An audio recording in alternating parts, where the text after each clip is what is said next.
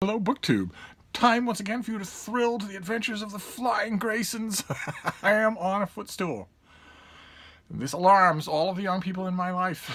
But it's necessary because we are continuing with this library tour, and some of these shelves are up high. So a footstool is necessary.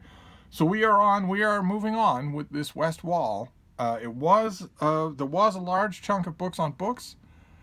But not as large as I thought, certainly not as large as I gave it out to be, because it's almost over. It looks like it's almost over. I'll be moving things around in here when I'm done, but it looks like the books on books, the collected essays, the literary reviews and whatnot, fill about one bookcase. There's a shelf at the bottom that wasn't that, and I thought I had a whole bookcase full of those, and then I realized there are big fat collections of those kinds of things.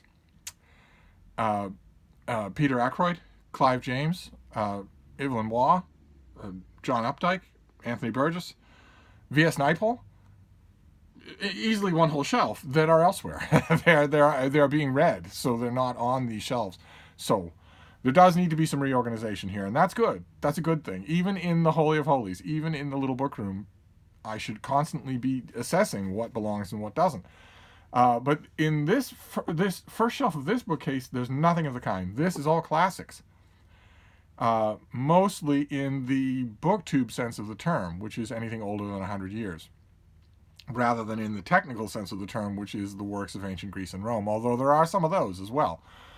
So let's just go through here.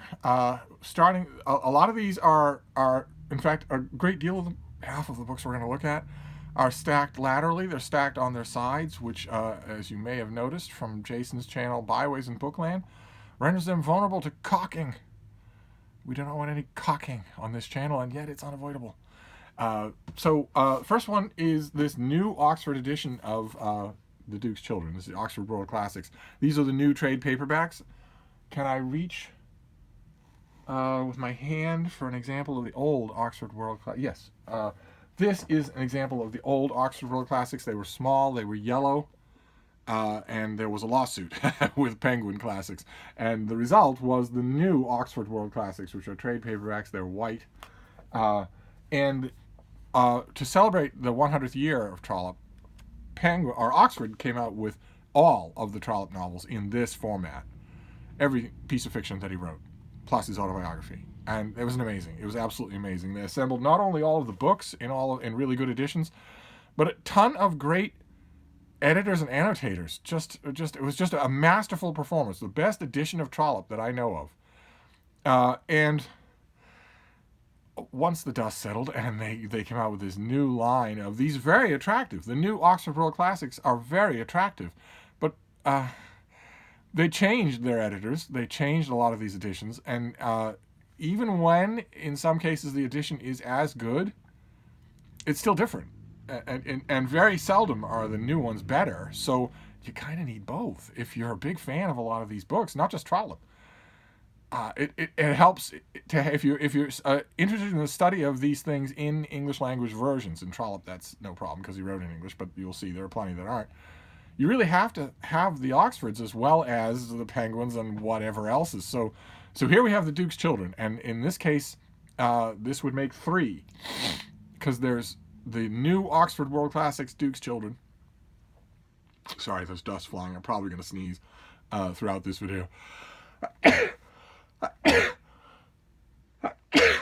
But there's also somewhere in this room the old Oxford World Classics Mass Market, and there's also the Everyman's Library, or was it I don't remember which reprint edition it was, but somebody, Everyman or Modern Library, did an edition of the Duke's Children that was different from either of these reprinted ones. A scholar went through and used excised material that Trollope excised for the book publication, pulled together, in other words, all of the periodical installments of the book, and gave us the unabridged Duke's Children for the first time ever. And so this is another case where there are 3 versions of this book in this room. This is my favorite of, oh God, where are we going to put these things? All right, well, we'll improvise.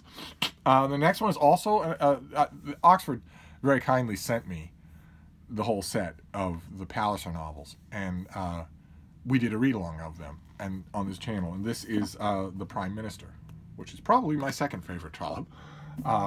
Then we have Phineas Finn. Remember that? Remember our read-along of Phineas Finn? Wasn't that fun? It still has a bookmark in it. Doesn't need that. I won't be reading Phineas Finnegan for a couple of years at least, I would think. Then the Eustace Diamonds, with Lizzie Eustace.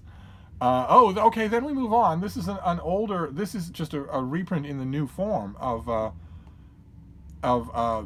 another Trollope novel, one we haven't done a read-along of on this channel. This is Orley Farm. A fantastic, fantastic novel, in which, once again, Trollope does something that he shouldn't have been able to get away with. He does it twice in the Eustace Diamonds. Narratively, I mean. He does something in Orley Farm that he shouldn't be able to do and get away with. In other words, he can do it. It's a free country, but it should ruin the novel, and it doesn't. It doesn't ruin the novel. Those of you who are familiar with this great, great book will know what I mean. It happens, it doesn't happen as a big reveal at the end, but we'll get to it. We'll do a read-along of all of Trollope eventually on this channel. Okay, then we're moving away from Trollope temporarily. This is Livy. This is going to be, this is John Yardley's translation of Rome's Italian Wars. This is books 6 through 10 of Livy. And it's a newer translation. It has a gigantic introduction, a ton of notes and endnotes.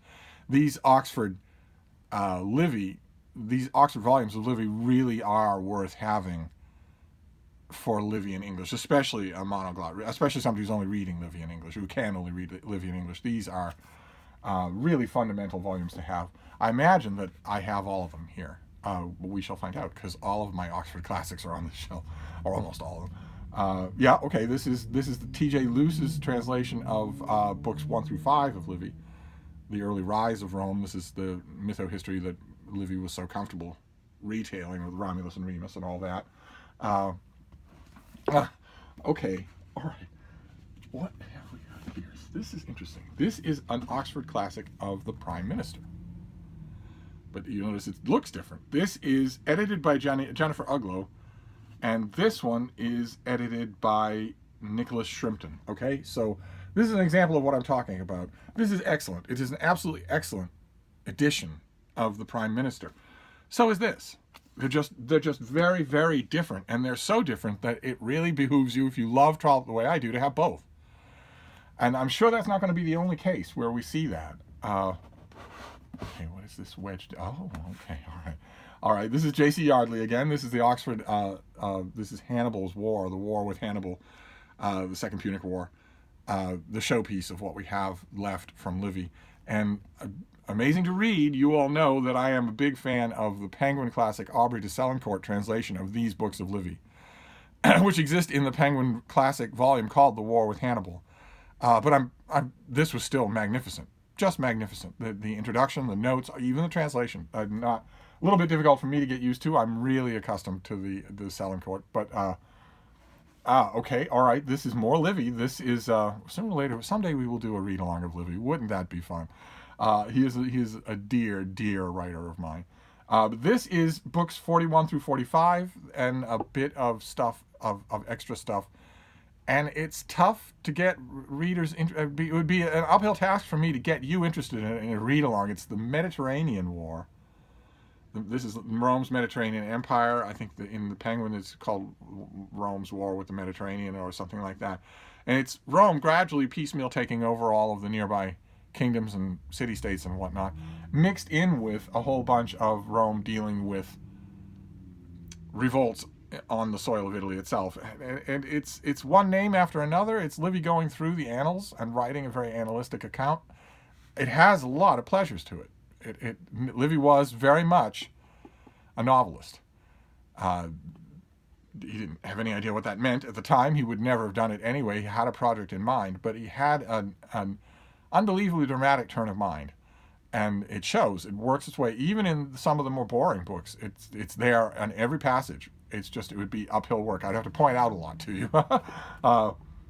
Okay, this is the Catherine Edwards translation of Suetonius' Lives of the Caesars. Another favorite classical work of mine, and something that it never hurts to have more than one version. The Penguin Classic version of the Lives of the Caesars toiled for almost a century in the shadow of Robert Graves' translation of this work. So it's good to have a completely different, something that it isn't Graves updated, it isn't Graves Frankenstein and piecemealed. It's a completely new translation. That helps a lot. Very interesting to read. Okay, all right. Then we have, this is not something I approve of. Keep in mind, I'm on the record on this in many different venues for saying this. This is Robin Waterfield's translation of the Roman Lives of Plutarch. So this will have Cato the Elder, Aemilius Paulus, the Gracchi, the brothers Gracchi, Marius, Sulla, Pompey, Caesar, and Mark Antony. And I am not happy with this, even though you see this all the time. On his channel, we've seen this many times. Penguin Classics used to break Plutarch up into 4 volumes. The Age of Alexander, the Rise of Athens, the Rise of Rome, and the Fall of Rome, something like that. And Oxford does 2. They do Roman Lives and Greek Lives. And I think they do another volume of breaking up Plutarch into essays and whatnot. And Steve does not approve. We don't do this with any other great work, especially not anymore. If Oxford came out with a new volume in 2020, Selections from the Bible, there isn't anybody who wouldn't wonder, well, why isn't this the whole Bible? You know what I mean? Or if they, what on earth would happen if Oxford would never think about, like, for instance, think about Civitas Dei. Think about the City of God by St. Augustine. It's enormous. It's a gigantic work. It's incredibly entangled and deeply, deeply, scrupulously crazy and intelligent. And Oxford would never dream of coming out in 2020 with a new English translation of Selections from the City of God. They would never dream of doing it. And yet with Plutarch, it's absolutely normal. It's the way people have been dealing with him forever. And I know that Plutarch sort of unintentionally encourages that, because the parallel lives is a Greek life and a Roman life. And then lots of essays comparing the two. So that kind of encourages you to pick and choose, especially since a lot of the Roman lives aren't famous and most of the Greek lives aren't famous, so that you naturally want to go for the recognition names. But that's not the way to do it. It bothers me when that's done with Vasari's Lives of the Artists. And it bothers me when it's even more so when it's done with Plutarch, because Plutarch is a fantastic writer from start to finish. And readers who are familiar with him only in English are almost always familiar with him in this kind of production. 5 Roman lives, 5 Greek lives, that sort of thing, with the comparative essays completely removed. Most people have never read those essays, and they're as brilliant as anything else. But also, the parallel lives has a structure. It was written piecemeal, but it was edited and put together with a structure. It's a whole work on its own. And yet, you have to go all the way back to the translation that John Dryden oversaw. What, 500 years ago? The modern library, if you get a 1-volume Plutarch, it will almost still be John Dryden. That is just insane. Oxford ought to put out a gigantic 1-volume, 1,100-page parallel lives. So should Penguin. It so goes without saying in my mind that I'm amazed it hasn't happened. So I hardly recommend this book. And then, the notes and all are first rate. But it bothers me when I see it, because I want to see Plutarch for real.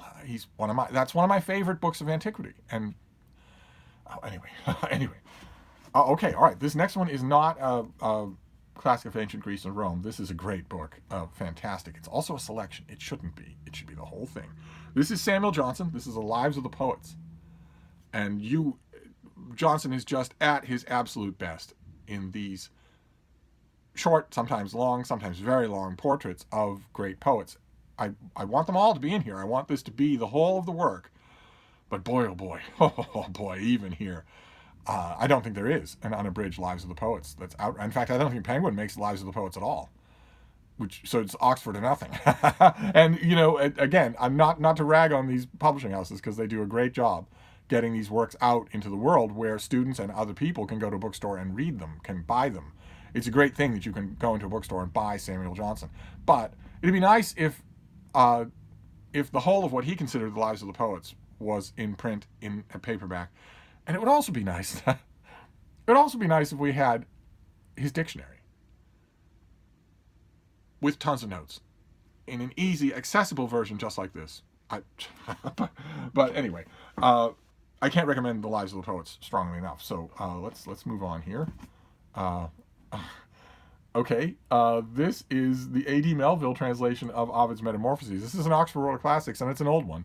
This is in a trade paperback, but it's actually was their Yellow Spine mass market as well. The Melville translation is not one of my favorites, but it is interesting. It's not bad. It's just it's very different from the two other Metamorphoses translations that I really love. This is my favorite book of all time, and not in any English translation. But I love, because it's my favorite book, I love examining the English language translations, and this is not one of my favorites, but still. And I found this trade paperback at a used bookstore years ago. When did I find this? 2011. Wow, 2011. And it was in pretty rough shape, and it was one of those books where it had been a textbook. So when you see the textbook reselling sticker, you always have to look inside and make sure it's not highlighted or underlined. Most of them are. This was a student who is either very good or very bad, because there's no marking inside the book at all. But the textbooks, the books that are used and resold as textbooks, have enormous stickers, obnoxious stickers on the back, that even when you take an hour to peel and tear them off, they leave a vast ocean of adhesive behind. So I reinforced this thing. I was going to reinforce it anyway. I reinforced it front and back, and before I did, I stickered over the adhesive so that I just wouldn't bother with it at all. So I have, this is one of the many Ovid's Metamorphoses in this room. Then we have Aryan. This is his book on Alexander the Great. His two books on Alexander the Great. In a new translation, this is a newer translation by Martin Hammond. I have the Landmark Arrian as well. So, and I also have the Penguin Arrian. So this is another one where there are 3 versions of this book in this room, and it's interesting. Of course, it's one of our tiny handful of accounts of Alexander that are in any way, shape, or form reliable, that aren't absolute outright mythology.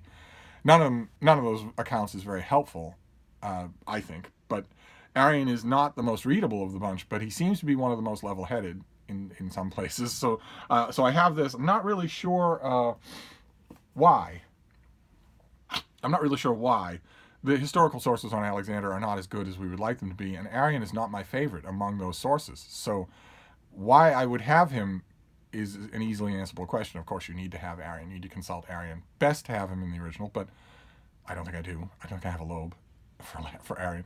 But even in translation, it's best to have him. But in my case, Aryan I do not need multiple copies of, and I do. There are 3 copies at least of him in this room. That's a little bit silly. Okay, all right. This doesn't belong here, obviously. This is the David Rayburn translation of Ovid's Metamorphoses in this gorgeous Penguin Classic. And I don't know why.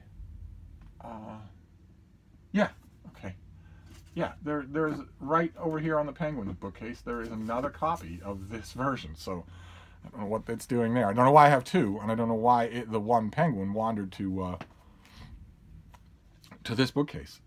Then we have another Trollope. This is Can You Forgive Her in this beautiful new Oxford version. Then another Trollope. This is a second copy of The Duke's Children in this same new Oxford version. Don't know why. I have no idea why. I know Oxford didn't send me 2 copies of The Duke's Children, but that would mean 4 copies of The Duke's Children in this room. A Penguin, 2 Oxfords, and the Everyman's Library. So obviously we don't need that. Okay. This is one of the greatest Oxford World Classics of them all. This is their version of the King James Bible with Apocrypha. Just an amazing, amazing work. Now, I have the Bible many times in this room. There, I don't begrudge it at all, because there I want as much scholarship as possible. I have the Robert Alter, finally the complete Old Testament here in this room. I have the Norton Critical King James Bible. I have this. I have a couple of different splinters in Penguin Classic, and also the complete King James and Penguin Classic. And there, I don't begrudge it at all, because I routinely